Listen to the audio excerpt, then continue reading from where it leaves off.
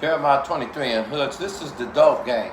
So we're looking at how these brothers were set up and given the maximum time, more than likely. You're talking 30 years off the top. 35 is the average to life if you don't take a deal.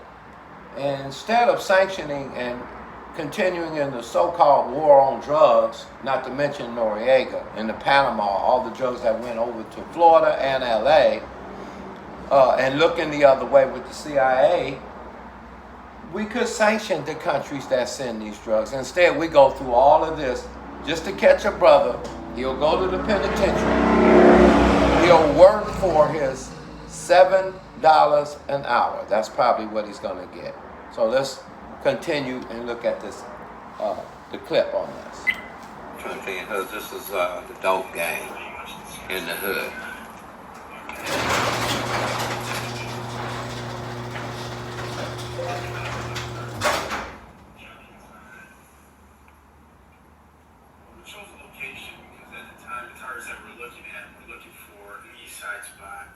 This is our near east side of town, Rockford.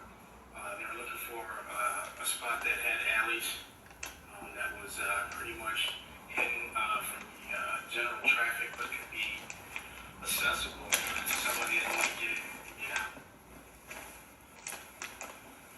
It was boarded up. Every window, every door was boarded up.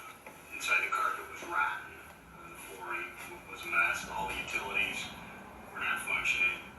We would come over in our undercover vehicles, we would paint, carpet, do electrical work, plumbing, just totally redo the house. Well, we added things to it, video and audio. So they steered the drug dealers, I guess, to certain houses. To our technical people, ATF's technical people, we determined in order to do what we wanted to do, we would have to hardwire the house to a listening post. And by hardwire, I mean we needed a cable run directly through that house to wherever we set up a command post / listening post. Fortunately, one day we were talking, and a sergeant from community relations happened to be in there, and he heard the problem and said, "I've got just a spot for it." Wow, looked at it, it was perfect.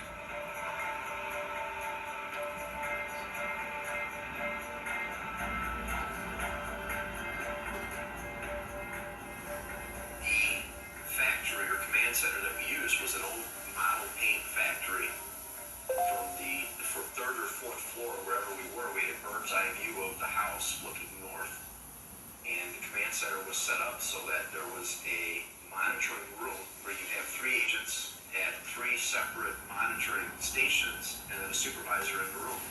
And each of those stations monitored a particular room in the house at 1023 Kishwaukee.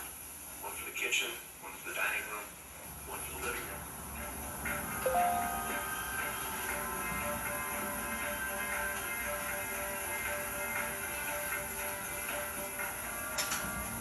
Nobody can guarantee that after all that hard work that the Titanic stones wouldn't just say we're not interested in me. They would think something was up. So there were some tense days leading up to all this time. When I looked up to the man out there, he loved it. He loved it.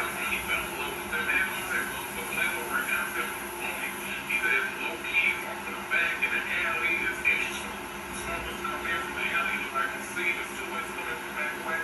He wanted it when he knew he was somehow what he wanted, and he was like, "Sir, here." So I called him, so I went up, I said, he wants it. I said, he liked that, he loved it. Finally, on August 9th, it worked out, and within a very short period of time, a couple of hours, the keys were turned over, and within an almost identical short period of time, they're moving in. So how did they wind up with the house? Well, I guess they talked to the lady who directed them to the house. Now this is a sting operation. So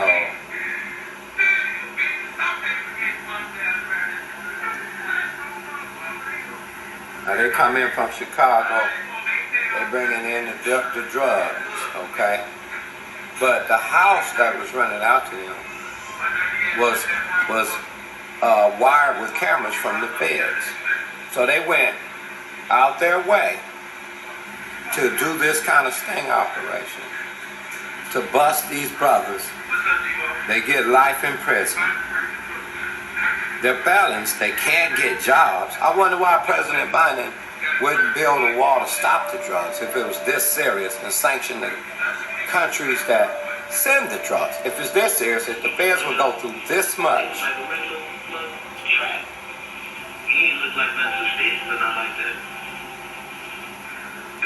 Here's the thing. The brothers were set up, and they got the job done. They're doing life. But why won't the government take the same energy and deal with the scourge of drugs in our communities? And we'll go to a clip and show you what I mean. Like Philadelphia, Kingston. Let's go here. Why won't they use the same effort to go out their way to put them brothers in underground slave chains? Excuse me.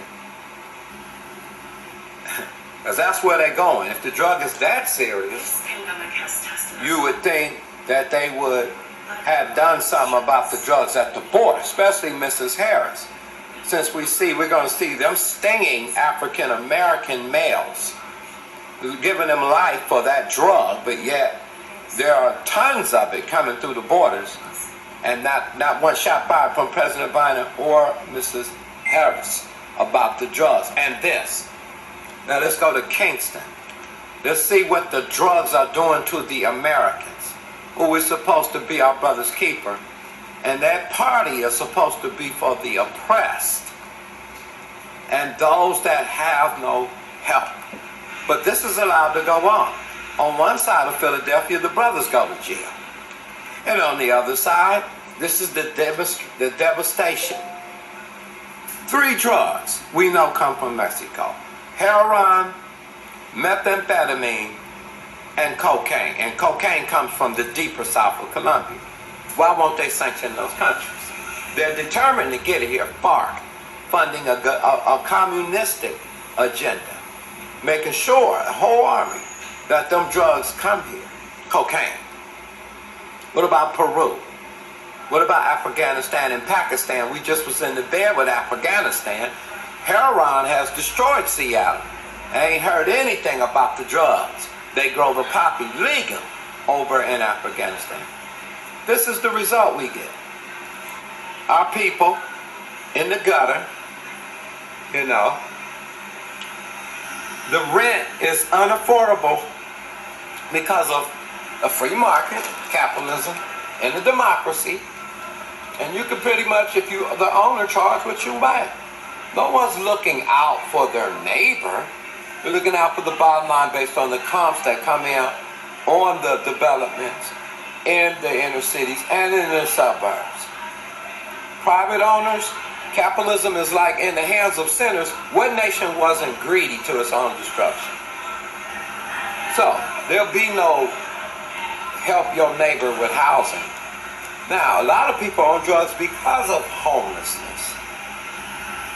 And why, if the drugs does this kind of devastation, won't they sanction the countries?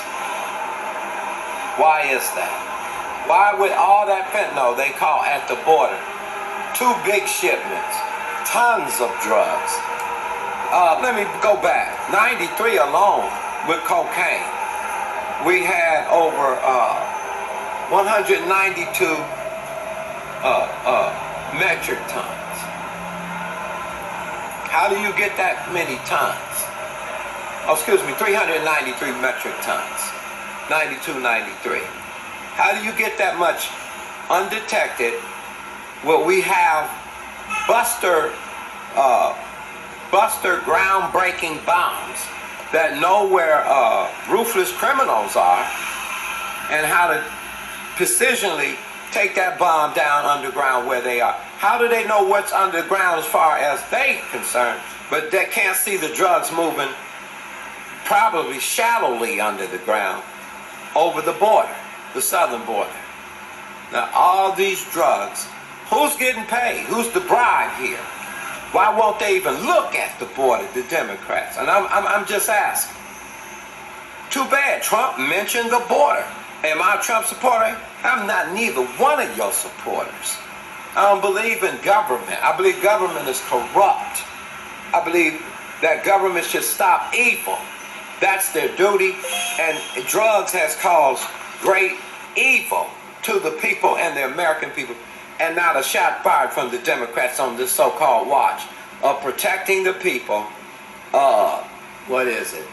July? We're in July of 2021. And drugs has brought the devastation without discrimination. COVID-19. But what do you do when you have this kind of foolishness going on in a country? When drugs are allowed to just devastate like this, and homelessness. Of course you say, well, if there wasn't no drugs, they would be homeless. Your working class people with the craziness of the reward that the American people that practice capitalism, dealing with housing, the average middle class person probably owns 2 houses. Nothing wrong with you going in your house and do what you want with it, because you're free to do that. But when those rents drop $250 on a person that is disabled and been faithfully paying rent for a long time, you have the right to raise the rent, but without some kind of, now you guys say you hate socialism or some kind of communism or big government, but how can you raise the rates as high as they go, where the people will be put on the streets with evictions? That's a fact. And every American can get away with that, contributing to the homeless crisis, because there's no affordable housing. And we hate the word government, and especially the Christians from the conservative side, right? The preachers too, correct? We hate the word government, right? So let's just take the government away, freedom in Jesus, right? And privatize capitalism, civilization, commerce, and Christianity. The 3 C's, the ruthless 3 C's. And what will you have? You'll have more than this if the government wasn't there. But COVID-19, where do you think they got their money from? Government. So if you take away the government and listen to the preachers that are saying, shrink the whole government, we don't need it, it's the devil, when they won't give 5 cents to house anybody, for the most part. We have hypocrisy, because the poor you will have with you as long as there's no Deuteronomy 14, Deuteronomy 15, Deuteronomy 26, Malachi 3, 10, and 11, and 2 Corinthians 8 and 9, at least in the so-called Christian community. That is to say, we bring a portion of our money and even a whole year's wage, and we help our poor in our community. We don't want to apply that. That is, though it was talking about agriculture, you can turn that food always turns into money. So however you want to bring it, a 3rd year and 7th year, that was for the poor. And the 3rd year was for the widow, the father, and the stranger. They had something going on with no welfare, no fallback, housing, no problem, Leviticus 25. Your land, even if you took a loan, always went back to the original owners. So when you look at all the things going on, you have to conclude that who's going to rebuild the waste places? Who's going to be salt? This is the end of intentional ignoring of drugs coming through the southern border. At least we know that's a fact, because they stopped the wall against the drugs. That's an open sign of we're not going to say nothing on drugs. Yet the Vice President, Mrs. Harris, has locked up. We need to check the record on how much time was given to brothers as a persecutor for being caught with the drugs that have brought this kind of consequence. And by the way, until they were caught, JCPenney and different companies were capitalizing off of private prisons. So they go to prison and work for 11 cents an hour. I don't care if it's making license plates or not. They're being exploited. You give them the ultimate penalty for the drugs on the streets of Philadelphia, and then turn around and look the other way on the people that's bringing the drugs. Really? Which you know who's bringing the drugs. It's the cartels from Mexico, down in Central America, down in Colombia, and different places around the world. Venezuela, wherever them drugs are coming from. But it's sure not, you can't grow cocaine in the back of a backyard in the hood.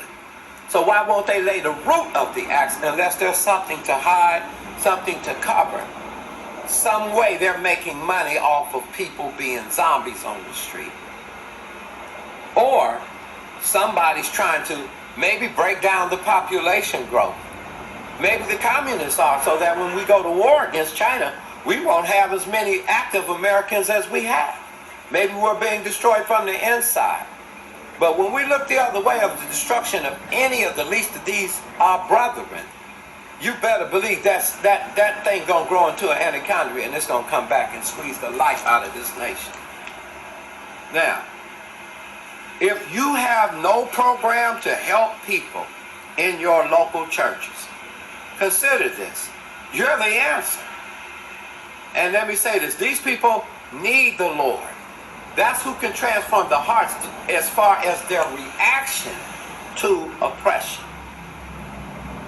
But you have to begin with first the necessities. That is to say, a person has to have a roof over their head to function.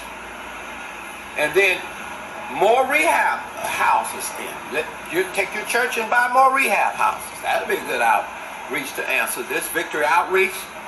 Or you have to come up with a solution to reach their relatives. And once they see that that love is the same care for each other at your local church, they'll be thinking about it. Because they're saying, we ain't got no family. This is all we got. Don't nobody care. They don't know what family looks like.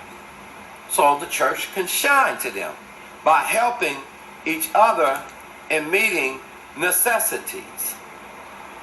Other than that, we got a situation, y'all, and this ain't gonna go away. It's not gonna go away. It's gonna be right here in our face. And if you think we're comfortable on ivory beds, something like the book of Amos and Micah and Jeremiah's time, and we're gonna turn the other, I'm talking to the church now, we're gonna turn the other way and believe God for another Cadillac and a house, when we need to see the glory of God and refuse to pay the price and throw ourselves in our faith for materialism. We'll get the materialism, but we won't get the glory. Not shining through us as a light unto people they would want to know our God. Somebody, some collective group has to show we're family. We have each other's back.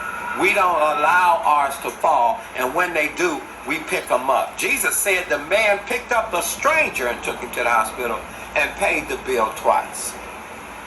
That kind of kingdom activity. Whatever the case is, it's up to us. What are we going to do as the church? Will we take resources and meet people's needs in our local churches? Set necessities such as housing over the next 10 years, food, and necessities of life. If the systems fail them, and we know President Trump had made a promise to one company in Minnesota that they would save the company, and they could not save that company. They still laid people off, regardless, because the bottom line is they got to cut the jobs, so they say, to get money. That's what they say.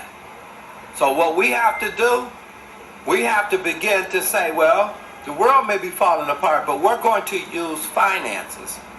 Because people don't really care no more about us just talking. If you're a preacher in America, they don't hurt you.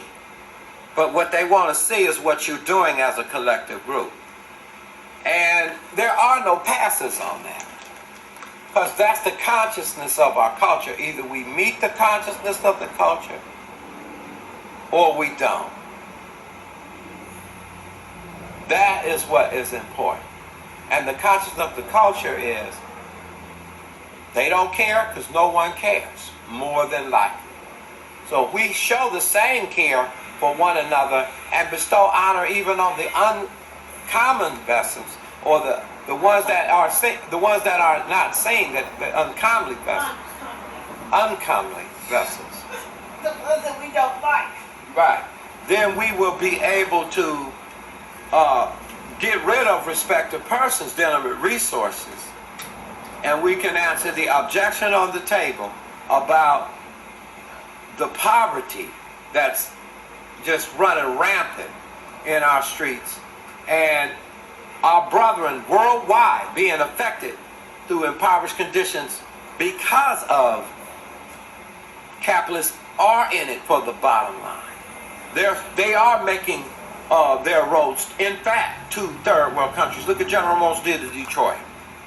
And if we don't have solutions, at least among our midst, to make sure we got each other's back. Okay, so you get saved, you get filled with the Holy Spirit, then what? Jeremiah 23 in hoods. I'll give you the last word.